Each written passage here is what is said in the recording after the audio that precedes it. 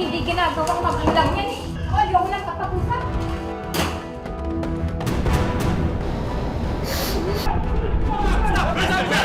Ang mga resibong nakalap ngayong hapon. Sa surveillance video na ito, makikita ang isang dayuhan na nagde-demo kung paano magparami ng pera. Posible raw itong gawin basta magbayad muna sa kanya. Pero brother, itigil mo muna ang demo na yan dahil... Ang dayuhan ayaw magpahuli at pilit pang inaagaw ang baril ng operatiba.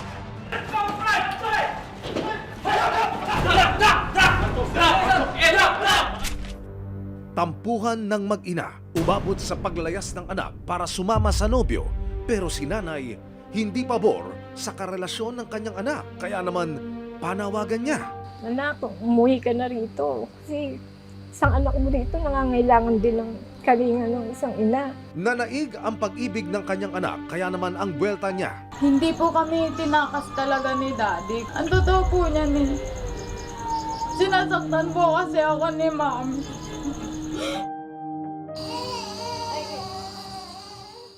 Ano man reklamo, bibigyan tugon. Bawat hinaing at problema, hahanapan ng solusyon. Ito ang bago ninyo sandigan, hindi palalampasin ng mga tiwali at maling gawi. Dito, walang ligtas ang kabusado at lalong walang lusot ang bayatraso. Kakilalahan, hahanapan natin ang resibo. Magandang hapon, ako po si Emil Sumangil. Dahil daw sa hindi magandang karanasan sa sariling ina, itinakas umano si Liza ng kanyang kalibin mula sa Bulacan papuntang Negros Oriental. Pero sa kanilang bigla ang pag-alis, naiwan ang kanilang 10 buwang gulang na anak. Makapiling pa kaya ni Liza ang kanyang baby? Noon pa man, hindi raw pabor si Liza sa relasyon ng kanyang anak na si Liza at kinakasama nito na siyang ama ng kanyang 2 apo. Lagi po sinasabi sa anak ko na iiwanan niya. Kasi yung lasinggero yung lalaki na yun, kaya ayoko dyan eh. Ang pinapaalis ko talaga yung lalaki. Hulyo nitong taon, dumulog si Liza sa resibo para mapauwi si Liza. Itinakas daw kasi ng lalaki ang kanyang anak, kasama ang panganay niyang apo. Makabalik sana dito yung anak ko at yung apo ko. 3 buwan na rin hindi ko sila nakikita, nakakausap. Tuwing gabi nga, kinakabahan ako pa. Baka mamaya may nangyayari doon na hindi ko alam. Ang layo-layo ng pinagdalan. Masakit daw sa loob ni Liza na maging ang kanyang 2 taong gulang na apo isinama sa Tanay City, Negros Oriental. Simula nung baby, ako na nag-alaga na hanggang naging 2 taon. Hindi ko alam kung anong itsura ng bata na yun, kung hindi mo lang pinapakita sa akin kahit video call, hindi. Paniwala pa ni Liza, hindi raw kaya ng kanyang anak na magdesisyon para sa sarili at mag-alaga ng bata. Hindi pa naman sanay dun sa nanay niya kasi ako talagang nag-aalaga dun eh. May pagkaisip bata. May desisyon na hindi niya pinag-iisipan. Naiwan sa pangangalaga ni Liza ang 6 na buwang gulang na bunso ni Liza. Kaya panawagan niya sa kanyang anak. Anak, umuwi ka na rito. Kasi isang anak mo rito nangangailangan din ng kalinga ng isang ina. Inang hindi boto sa relasyon ng kanyang anak at kinakasama nito dumulog sa resibo. Nanawagan si Liza na umuwi na ang anak na si Liza matapos nitong sumama sa nobyo papuntang Negros Oriental nang walang paalam. Para kay Liza, hindi raw kayang alagaan ng gusto ng lalaki ang kanyang anak. Lagi po sinasabi sa anak ko na iiwanan niya. Kasi yung lasinggero yung lalaki na yun, kaya ayoko dyan eh.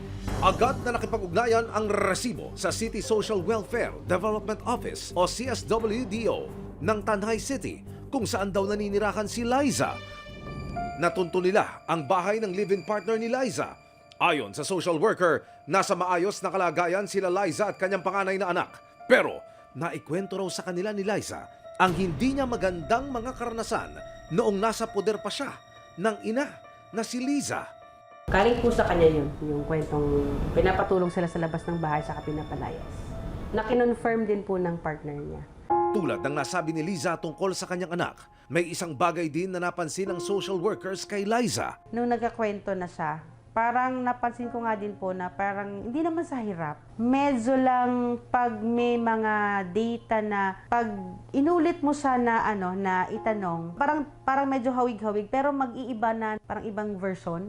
Pero hindi raw ibig sabihin na hindi kaya ni Liza na mag-alaga ng kanyang mga anak. Sa initial assessment ko po, capable po siya mag-alaga ng bata. I could confidently say na kayang-kaya na lang i-support. Nang bisitahin ng resibo si Liza, taliwas sa mga paratang ng kanyang ina, ipinaliwanag niyang inaalagaan sila ni JR ng maigi. Binibigay niya naman po yung para sa anak namin eh. Hindi niya po kayang hindi suportahan yung anak namin. Sinusuportahan po niya yung gamot, vitamins. Dagdag pa ni Liza, walang katotohanan na tinakas sila ng kanyang kinakasama. Hindi po kami tinakas talaga ni Daddy. Ano po siya, tinulungan niya po ako kay Mami. Ang totoo po niyan eh. Sinasaktan po kasi ako ni Mami. May mga basa po ako tapos yung binato po ako ng basa ni Mami. Si Daddy po, tinulungan lang po ako. At madalas daw siyang mapagalitan. Parang hindi po kami makaintindihan po sa amin. Dahil daw sa nangyaring pag-aaway nilang mag-ina, kinausap na ni Liza ang kanyang kinakasama. Sabi ko, Di, ang hirap na dito, Di. Pwede ba kung isama mo na ako sa inyo? Sabi po ni Daddy, sige, kung kailan mo gustong kukuha tayo ng ticket.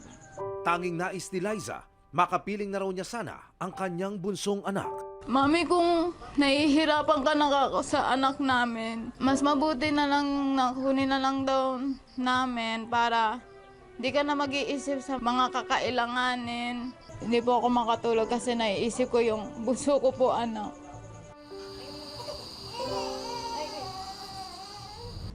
Nang matunto ng resibo ang anak ni Liza sa Negros Oriental, ikinuwento niya na madalas siyang pagalitan at saktan ng ina. Dahilan para sumama sila ng kanyang panganay sa kinakasama. Ang totoo po niyan eh. Sinasaktan po kasi ako ni Mami.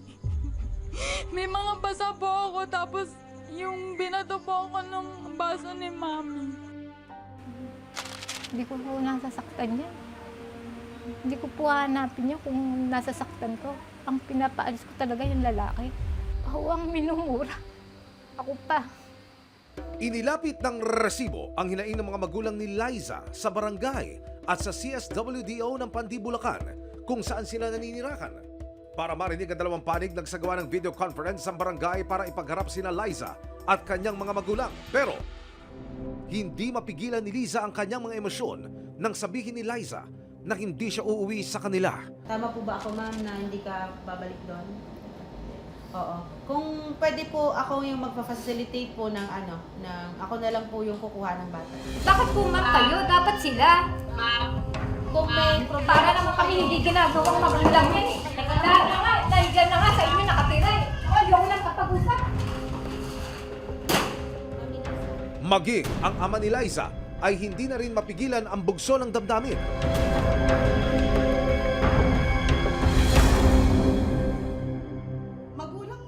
Nang hindi magkasundo ang mag-ina, nagpasya ang mga social worker na pakupain ang dalawang panig at subukan na lang silang ipagharap muli sa susunod na mga linggo. Pero makalipas lang ang isang buwan, nakipag-ugnayan si Liza sa resibo. Nais na raw niyang umuwi sa Bulacan. Gusto ko po sa Bulacan, nagkukulitan kami ng family ko. Sa mama ko, mabait sa akin. Tapos maayos na po yung pamilya namin, hindi na po kami magwawatak-wat. Sa pinakita naman na pagmamahal, suporta at pag-aalaga naman po ng mga magulang ni Ma'am Liza sa mga anak at apo po, napatunayan naman po nila na nasa isang ligtas at siguradong tahanan po si Ma'am Liza. Sa pakikipag-ugnayan ng resibo sa CSWDO ng Tanhay, Negros Oriental, October 10, 2024, nakalipad na pa Maynila si Liza kasama ang kanyang panganay na anak. Gandang hapon po. Welcome po sa GMA Network. Sa muling pagdulog ni Liza at kanyang asawa sa aming tanggapan, wala silang kaalam-alam na makalipas ang 2 buwan na pagtutok ng resibo, makapipiling na nila muli ang kanilang anak at apo. Sir, ma'am, ano po ang gusto niyong mangyari ngayon? Ang gusto namin, mauwi yung mag-ina ko, yung apo ko at saka yung anak ko. Sa abot to ng aming makakaya dito sa resibo at sa Action Center. Ayun na ho yung anak ninyo. Ay, yun. Mami, ayun ako si Ma'am. Yan ho yung hiling ninyo, di ho ba? Sige ho. Sir, thank you. Ay, hindi ho, hindi. Wala ko. Trabaho lang po. 10 po ng mga kasama ko sa team yan. Thank you, sir, very much.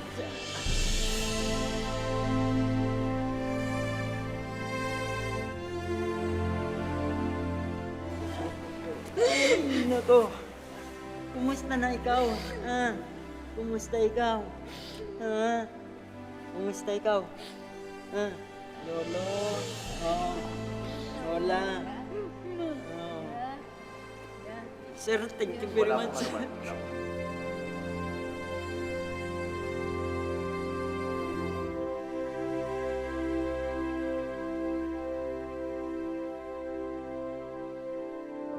Ilang araw matapos ang pag-uwi ni Liza, minabuti ng resibo na ilapit siya sa isang espesyalista, ayon na rin sa payo ng mga social worker. Sa inisyal na pagsusuri, nakumpirma ang hinala ni Liza na may kondisyon ng kanyang anak. Mayroong intellectual and development disability si Liza. Dahil dito, mas mabuti raw nakaagapay niya ang kanyang mga magulang sa pagpapalaki ng kanyang mga anak. Yung awareness niya ang mataas.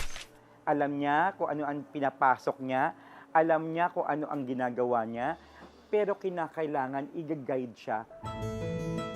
Para sa akin po, okay na kasi nakauwi na yung mag-ina. Ngayon nasa akin na, hindi ko hahayaan na makauwi yung lalaki niyan sa akin.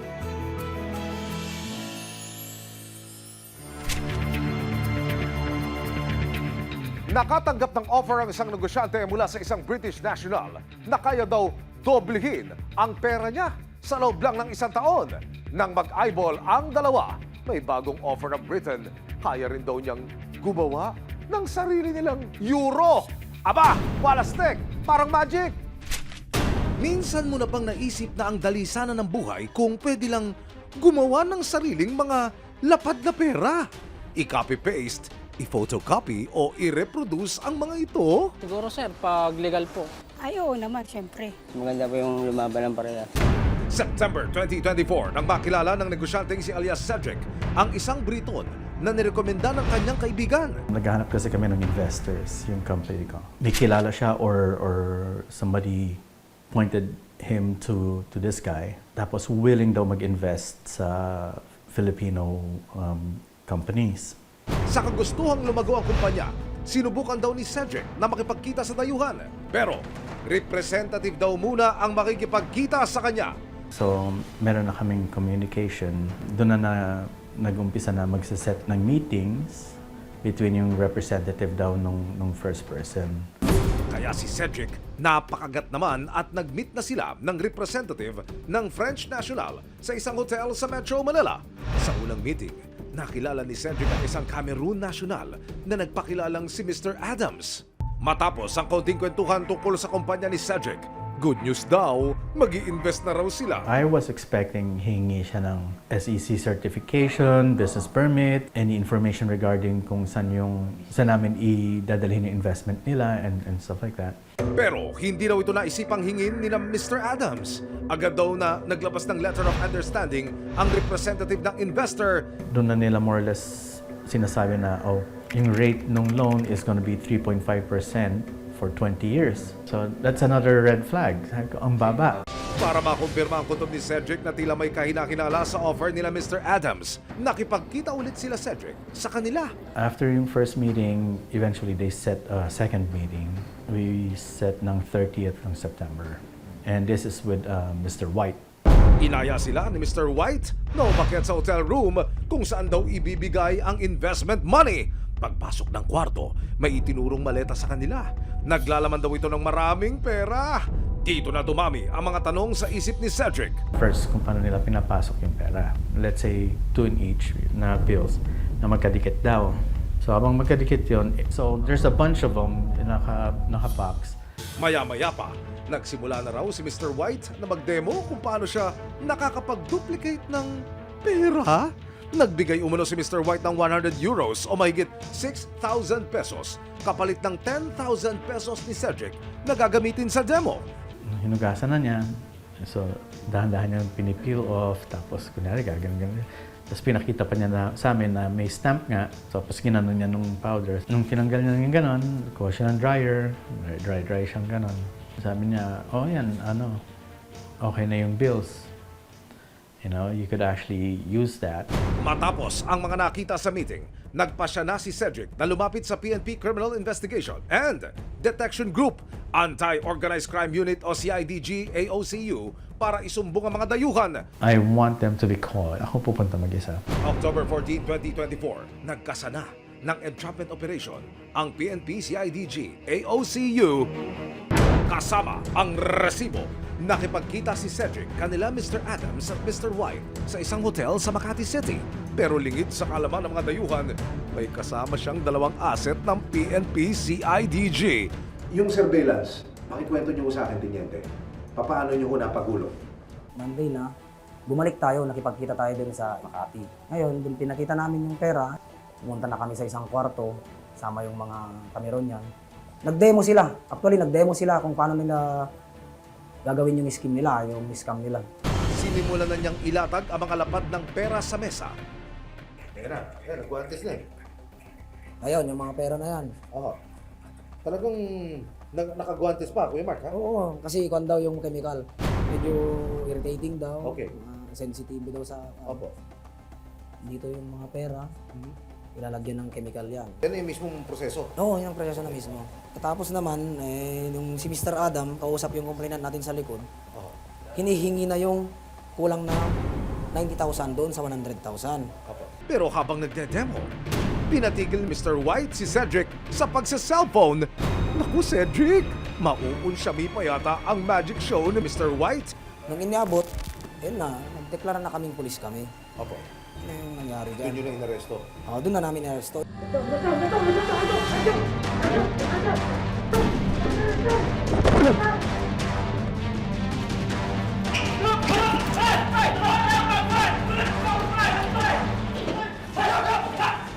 Si Mr. White, pilit pang inaagaw ang baril ng isang operatiba ng CIDG.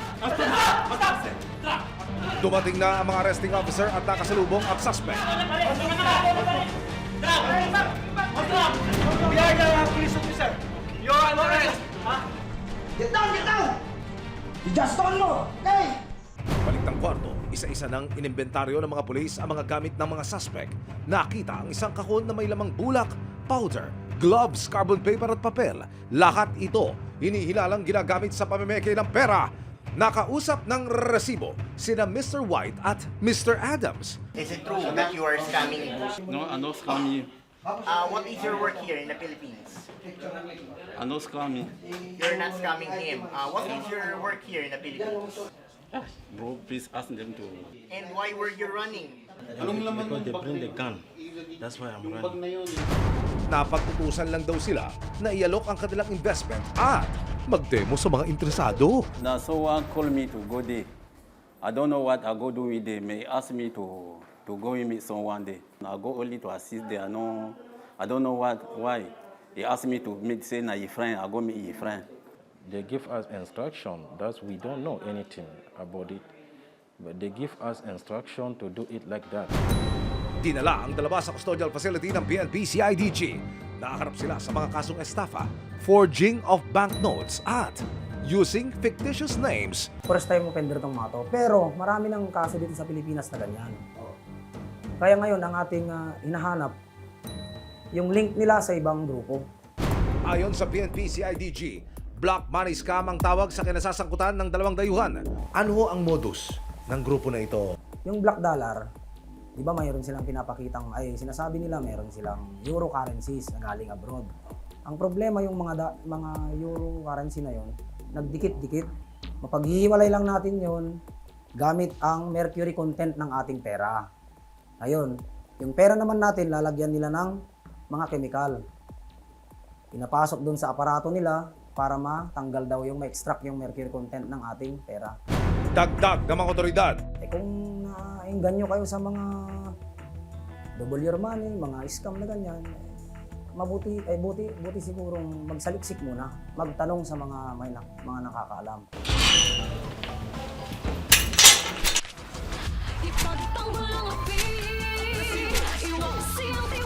Sama-sama nating ituwid ang tiwali at baluktot, itakwil ang maling gawi at modus na bulok. walang ligtas ang kabisado at lalong walang lusot ang may atraso. Dahil ang lahat, hahanapan natin ang resibo. Hanggang sa muli, ako po si Emil Sumangit.